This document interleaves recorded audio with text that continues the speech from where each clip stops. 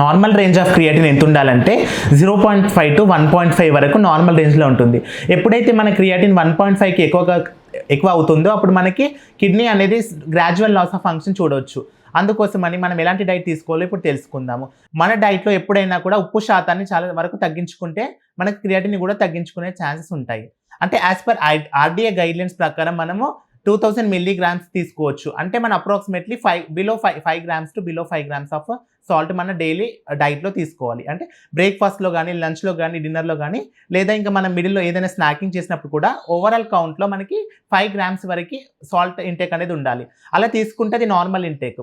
ఎప్పుడైతే మనం 5 gramsకి మించి అంటే 2000 mg మీతికి తీసుకుంటుంటామో అప్పుడు మనకు బాడీలో ఎక్సెస్ సోడియంస్ లెవెల్స్ అక్యుములేట్ అయిపోవడం ద్వారా క్రియాటిన్ లెవెల్స్ అనేది పెరుగుతుంటాయి. అలా కాకుండా మన బాడీలో ఏదైనా ఇన్ఫెక్షన్ స్టేట్ ఉన్నప్పుడు, మనము యాంటీబయోటిక్స్ తీసుకున్నప్పుడు, అలాగే పెయిన్ కిల్లర్స్ తీసుకున్నప్పుడు కూడా మన బాడీలో క్రియాటిన్ అనేది పెరుగుతుంటుంది.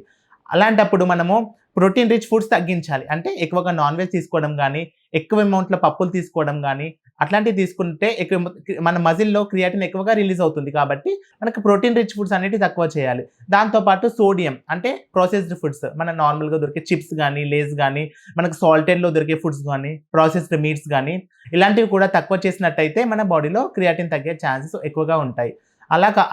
అలా కాకుండా ఫ్రైడ్ ఫుడ్స్, జంక్ ఫుడ్స్ కూడా తక్కువ అమౌంట్‌లో తీసుకోవాలి. అలాంటప్పుడు మన కిడ్నీ గ్రాడ్యువల్‌గా ఫంక్షనింగ్ మెరుగుపడుతుంది. ఎప్పుడైతే మన క్రియాటిన్ కంటెంట్ కిడ్నీలో పెరుగుతుందో అప్పుడు కిడ్నీ అనేది ఇన్ఫ్లమేట్ అవుతుంది. అంటే స్వెల్లింగ్‌లో వస్తుంది. అలా అయినప్పుడు మన బాడీలో ఎడిమా చూస్తుంటాము. అంటే కాళ్ళు, చేతులు వాపులు రావడం గానీ అన్నీ గమనిస్తుంటాము. సో ఎప్పుడైతే మనకి క్రియాటిన్ ఎక్కువగా పెరుగుతుంది అనుకుంటున్నామో మన డైట్‌లో సోడియం తక్కువ చేసేసి, ప్రోటీన్ తక్కువ చేసేసి ఫైబర్ ఎక్కువగా పెంచుకున్నట్టయితే మనం క్రియాటిన్‌ని తగ్గించుకునే ఛాన్సెస్ ఎక్కువగా ఉంటాయి. Thank you.